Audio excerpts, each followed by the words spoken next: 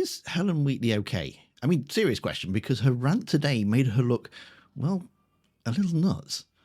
So Labour's reversing the winter fuel policy, and yet Helen responds like someone's just stole her thunder. According to her, it's not a policy correction, it's the most humiliating climb down a government has ever faced.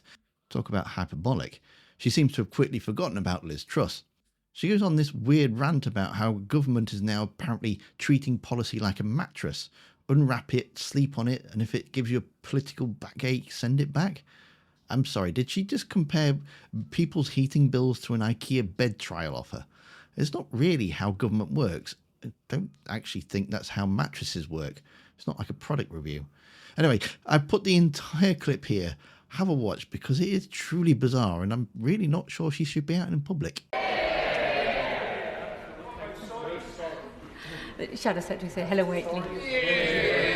Thank you, Madam Deputy Speaker. I feel for the honourable gentleman sent here today by his bosses to complete what must be the most humiliating climb down a government has ever faced in its first year in office.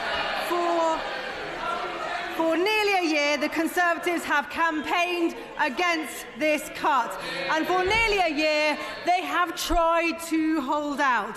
Just 4 weeks ago, I stood here and I asked him how long this tone-deaf final stand could go on for. Loyally, he held the line. He defended the cut one final time. He said their plan for pensioners was right on track.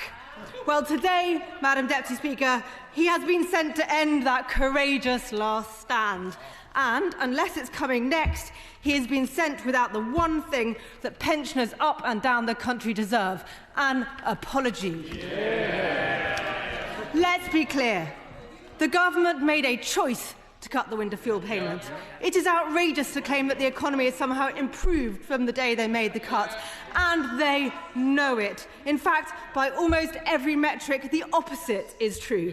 Inflation was at the 2% target. Now it's 1.5 points higher. 150,000 more people are unemployed. Growth forecasts have been slashed in half by the OBR. And in the meantime, they've gone to town with the country's credit card. Borrowing is up. Debt is up. Who is the Chancellor trying to fool when she says she can certainly afford this when before she couldn't? The fact is, last winter, she gave pensioners fuel money to the unions. Now she realises how unpopular that was. So she's pretending everything has changed. Perhaps the most surprising thing is she thinks anyone is taken in. 50,000 pensioners plunged into poverty this year, according to their own analysis. 100,000 extra pensioners ended up in A&E this winter. Their mistake has hurt people, and it is cowardly not to own up to it. Just like the government's PIP reforms, there were no consultations, no proper assessments, just a self-righteous insistence that what they're doing should not be questioned. Yeah. Certainly, no thought for those actually affected, or concern for the anxiety that their government by press release is causing. This is what happens when a government comes into office with no plan and no principles, no idea what they want to achieve, and no idea how to achieve it. They just bumble from one mistake to another, breaking promise after promise. Did they think they could just try out new policies like you try a new mattress? Unwrap it, see how it feels, sleep on it for a while, but if it causes a political backache, send it back. This rushed reversal raises as many questions as it answers. It's clear that when the Prime Minister stood up and made his big U-turn announcement in PMQs, he had no plan and no idea how he was going to pay for it. It's a totally unfunded spending commitment. Where is the £1.25 billion needed to pay for this U-turn coming from? I note that the Minister has kicked that can down the road until the budget. They claim it won't permanently add to borrowing. So does this mean it will permanently add to taxation? And on the plan itself, is this really the best system of means testing they could come up with? Is he sure they have thought it through? Or is this going to unravel too? What happens if a pensioner earns over £35,000 a year through non-taxable income? Are they going to have to register for self-assessment and start filling out a tax return in their 80s or 90s? But if not, why should someone earning taxed income, who didn't, be disadvantaged? Is it fair that a millionaire pensioner and their spouse might receive a payment, but two people earning £36,000 won't? And what happens if someone dies in the period between receiving the payment and having to pay it back? Are they going to go after the deceased person's relatives? And two final questions, Madam Deputy Speaker. After all this, the savings for the Treasury this coming year may be as little as £50 million. Does he think it's worth it, and will he apologise? Minister Bell.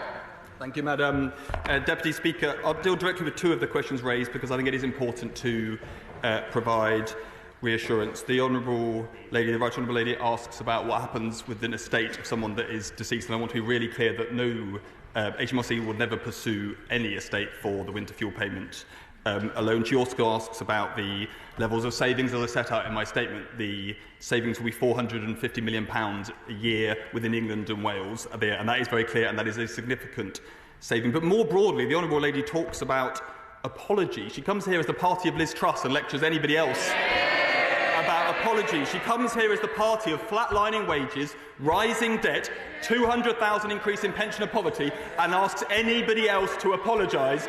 I've never heard such nonsense. And then for all the sound of fury, she was on her most furious today, but we've listened to pensioners. We've also listened to her just now, and I still can't tell what their policy is. It's 11 months on. From all the rhetoric and the shouting, it sounds like she might support the means testing of winter fuel payments. After all, that was the policy of her leader. Before, her leader also supported means testing the entire state pension in one of her bolder moments. The honourable members opposite say that this isn't much comfort to pensioners, but Age UK say the exact opposite. Charity Director Caroline Abrahams has said this announcement is the right thing to do. Martin Lewis has said out it is a big improvement. Now we think. Well, I still. There's a lot of chuntering from the benches opposite. Maybe the backbenchers can work out what the front bench's policy is by the time they get to their feet in a few minutes' time. I have no idea what the Conservative Party's policy is whatsoever. More widely, when it comes to pensioners, this government's priorities are to raise the state pension and to rescue the NHS. The triple lock will see the state pension spending rise by £31 billion a year annually over this Parliament. £26 billion is being invested into the NHS because we inherited in England a disgraceful situation where more than 1 in 5 pensioners aged over 75 were on waiting lists. There is no excuse for that legacy of the party opposite, and neither of these progresses, raising the state pension or investing in the NHS, would be possible without the difficult decisions we have had to make on tax. Difficult decisions every party opposite has opposed.